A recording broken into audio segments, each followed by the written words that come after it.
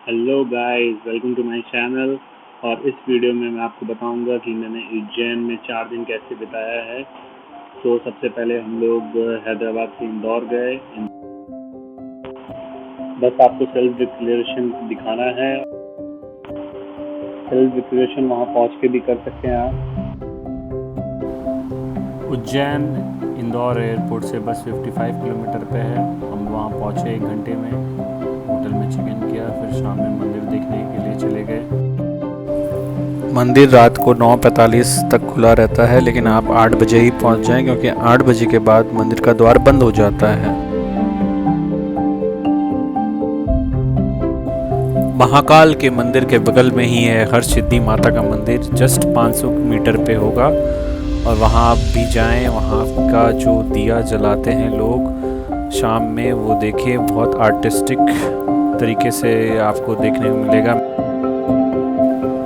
मैंने इस वीडियो में वो दिया का काफ़ी कवरेज भी किया है, आप जैसा कि देख सकते हैं। अभी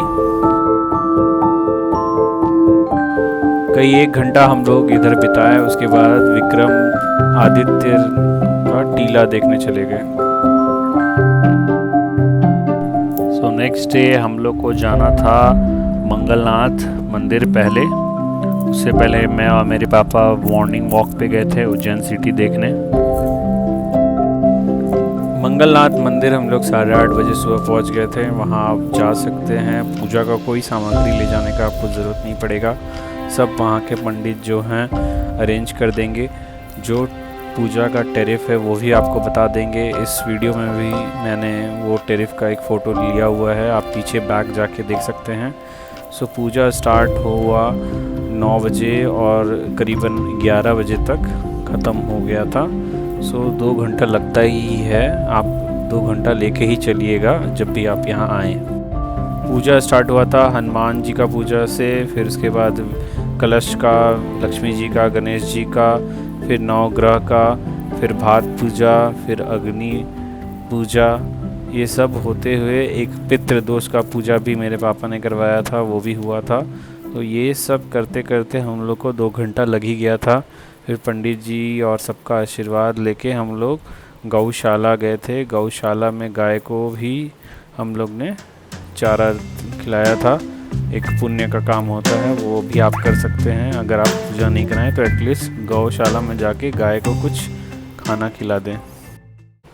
फिर मंगलनाथ मंदिर से हम लोग काल भैरव पहुंच गए, जो कि 2 किलोमीटर पे ही है मंगलनाथ से। काल भैरव में कहा जाता है कि शराब चढ़ाया जाता है भगवान को, और वो शराब कहाँ जाता है वो किसी को भी नहीं पता अभी तक। तो आप काल भैरव के मंदिर के बाद आप जा सकते हैं गढ़ कालिका मंदिर, जो कि अभी थोड़ी देर में आने वाला है। गढ़ कालिका मंदिर वहाँ से 1 किलोमीटर ही दूरी पे ही है।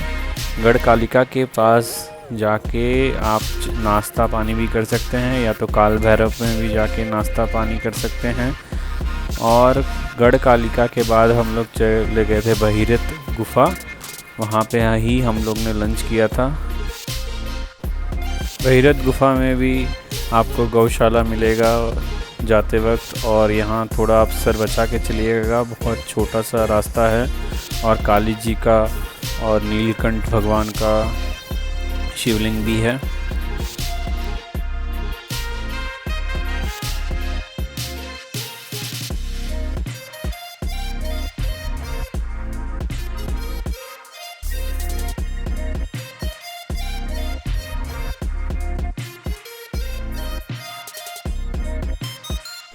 यहाँ से फिर हम लोग को जाना था चिंतामणि गणेश जी का मंदिर, जो कि यहाँ से 10 किलोमीटर के दूरी पर है।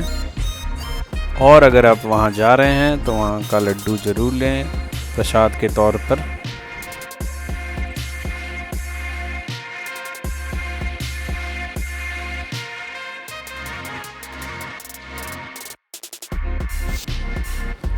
मंदिर देखने के बाद करीबन 1:30 से 2 बज गया था, तो हम लोग ने सोचा कि थोड़ा होटल में जाके रेस्ट ही किया जाए, फिर शाम को निकला जाएगा। तो रेस्ट करने के बाद हम लोग चले गए थे इस्कॉन टेम्पल देखने। इस्कॉन टेम्पल जो कि महाकालेश्वर मंदिर से 6-7 किलोमीटर की दूरी पे है, जो कि काफ़ी सुंदर तरीके से बनाया गया है। कृष्ण भगवान और बलराम और तरह तरह के भगवान की मूर्ति आपको दिखेंगी यहाँ पे, और भागवत गीता का जो महत्व है वो आपको पता चलेगा यहाँ आके, अगर आप कभी इस्कॉन टेम्पल नहीं गए हैं तो। इस्कॉन टेम्पल में आप सेल्फ़ी नहीं ले सकते हैं, लेकिन आप फ़ोटो खींच सकते हैं जो आर्किटेक्चर है इस मंदिर का। इसके बाद हम लोग एक शनि भगवान के मंदिर में भी गए थे।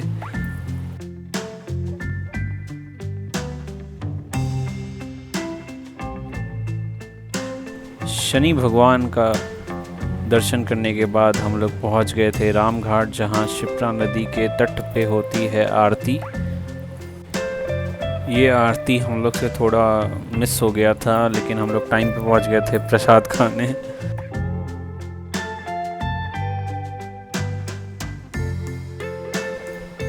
और यहाँ से फिर हम लोग ने गोपाल कृष्ण के मंदिर जाना सोचा, जो कि एकदम मेन सिटी उज्जैन में पड़ता है। इसका भी आर्किटेक्चर और वॉल पेंटिंग काफ़ी बहुत ही अच्छा था।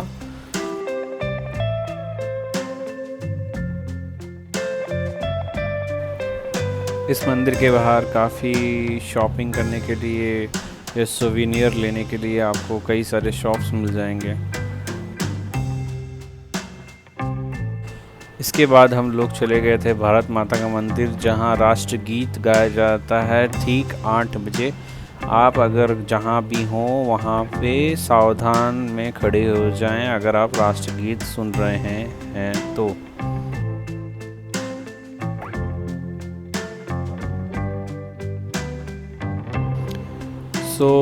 नेक्स्ट डे हम लोग फिर से सोचे कि महाकालेश्वर मंदिर का दर्शन कर लेते हैं, क्योंकि अब हम लोग यहाँ उज्जैन से निकल के ओमकारेश्वर जाने वाले थे, जो कि एक ज्योतिर्लिंग है। जैसा कि महाकालेश्वर भी एक ज्योतिर्लिंग है, वैसा ही ओमकारेश्वर भी ज्योतिर्लिंग है। अगर आप सुबह दर्शन करने जा रहे हैं महाकालेश्वर मंदिर में, तो मंदिर का ही प्रसाद लें, बाहर से ना लें।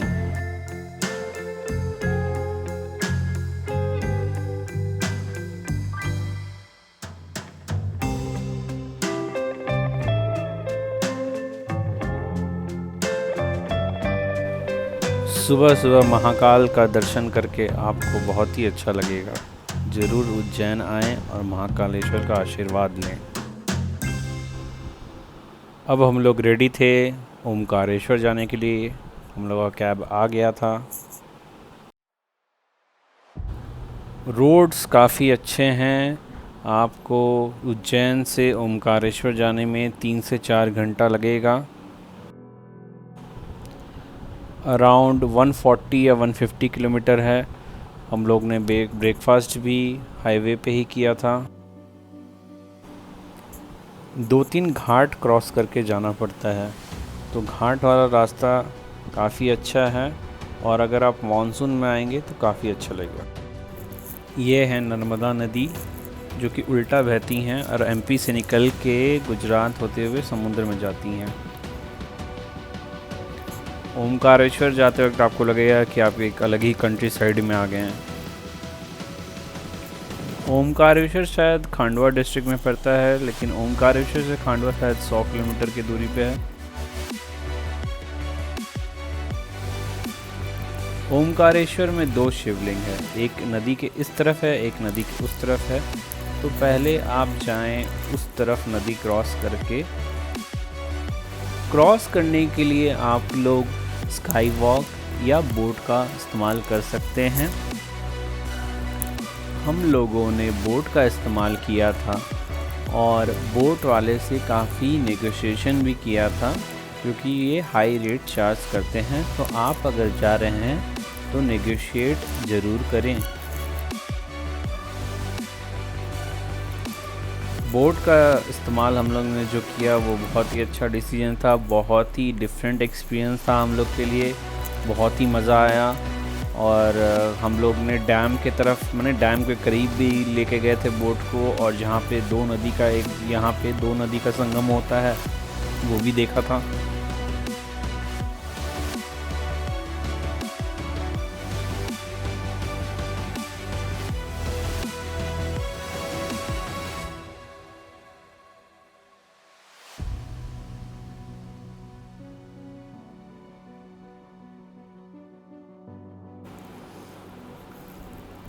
मंदिर के अंदर जाते ही कई सारे पंडित जी आपको पकड़ेंगे, बोलेंगे पूजा करा लो, ये करा लो, इसका पूजा करा लो, उसका पूजा करा लो। लेकिन आप अगर पूजा करा रहे हैं तो मोल भाव नेगोशिएट ज़रूर करें।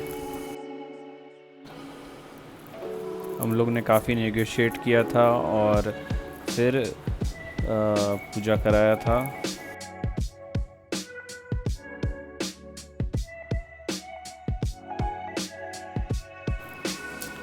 मंदिर काफ़ी पुराना है, जैसा कि आप आर्किटेक्चर देख सकते हैं मंदिर का।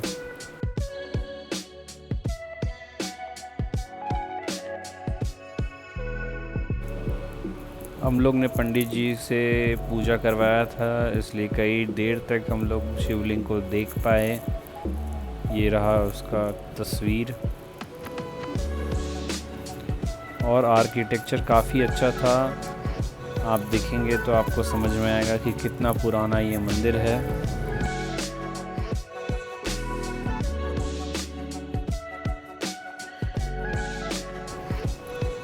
और फिर पूजा हम लोग ने कराया। पूजा कराने के बाद हम लोग निकल पड़े थे अपने बोट राइड के तरफ, जो कि काफ़ी इंजॉयबल था और काफ़ी एक्साइटिंग था एक्चुअली, क्योंकि वहाँ पे अगर आप जाएंगे तो एक नर्मदा नदी है और एक और नदी है जिसका नाम मुझे याद नहीं आ रहा है, लेकिन वहाँ पे 2 डैम है और वो 2 संगम जो हो रहा है वो हम लोग ने देखा था।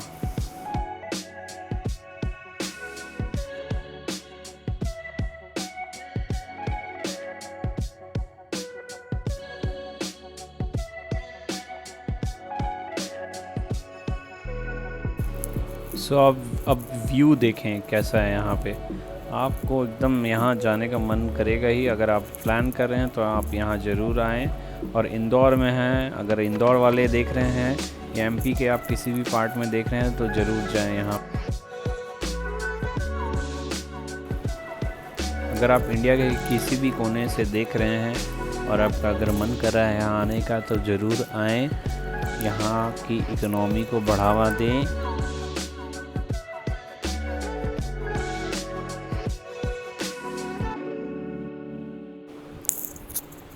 जब हम लोग यहाँ पे गए थे तो यहाँ भीड़ बहुत कम थी और लोगों को बहुत कठिनाइयाँ भी हो रही हैं, क्योंकि लोग नहीं आ रहे हैं। सिर्फ रविवार और शनिवार को ही भीड़ होता है, ऐसा बता रहे थे।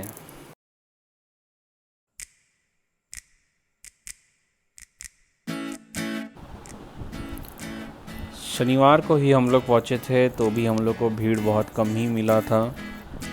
शायद उस दिन भी लोग कम ही आए हुए थे, वीकेंड था तो भी। कोरोना की वजह से कई इंडस्ट्री को धक्का लगा है, उसमें से एक ट्रैवलिंग इंडस्ट्री भी है। ट्रैवलिंग प्लेसेस का जो इकनॉमी है वो भी बहुत गड़बड़ हो गया है कोरोना की वजह से। हम लोग तो प्रॉपर्ली प्रिकॉशंस ले रहे थे घूमते वक्त, लेकिन लोग अभी भी घबरा रहे हैं, डर रहे हैं कहीं आने जाने से। सो जैसे ही आप अगर वैक्सीनेट कर ले रहे हैं अपने आप को, तो आप अगर यहाँ आने का मन कर रहा है आपका तो ज़रूर आएँ और यहाँ के इकोनॉमी के लिए थोड़ा योगदान दें।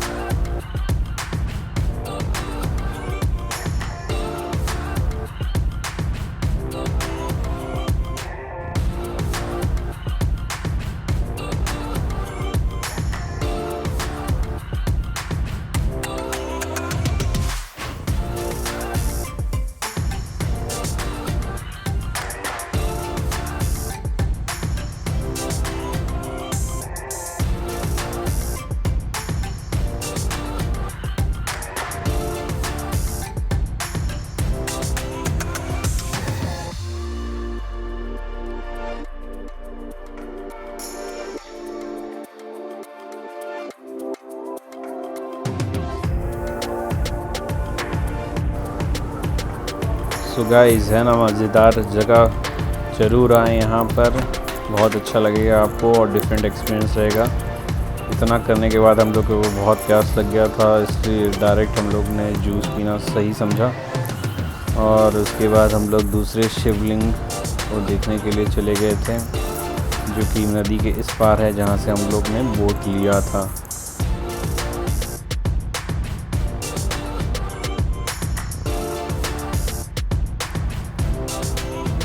मंदिर का आर्किटेक्चर देखिए, आर्किटेक्चर देख के ही लगेगा आपको कि ये कितना पुराना मंदिर है।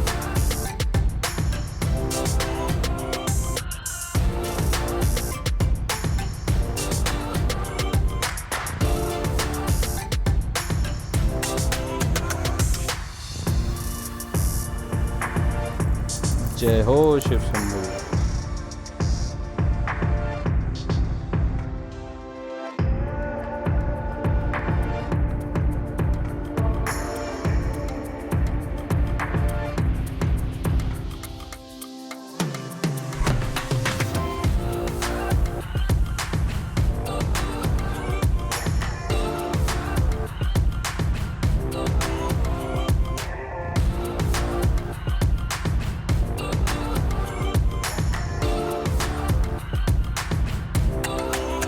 गर्मी बहुत गर्मी।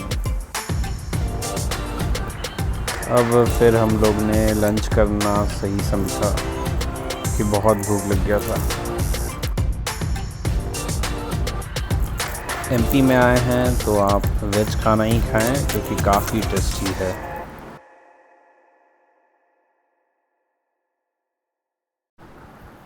लंच करने के बाद हम लोग एक शनि जी का मंदिर देखने गए हैं, जो कि नवग्रह शनि मंदिर है और विश्व का सबसे बड़ा है, शायद ऐसा तो लिखा हुआ था वहाँ पे।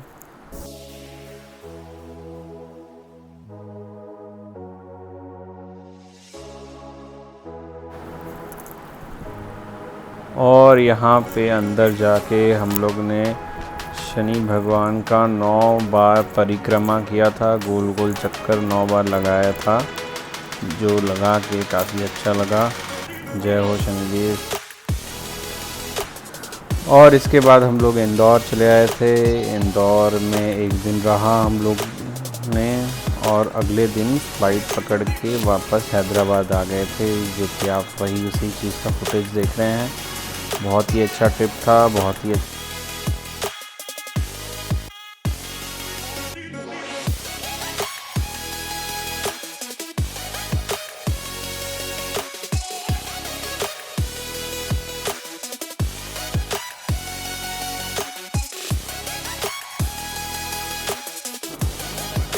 सो गाइज़, आपको कैसा लगा ये मेरा व्लॉग? ऑडियो व्लॉग है ये, मैंने रिकॉर्डिंग पहले नहीं किया था वॉइस का, जो बाद में मैं कर रहा हूँ घूमने के बाद, ताकि जानकारी जो है मैं आप लोग को प्रॉपर तरीके से दे सकूँ। आपको कैसा लगा आप तो कमेंट बॉक्स में बताएं।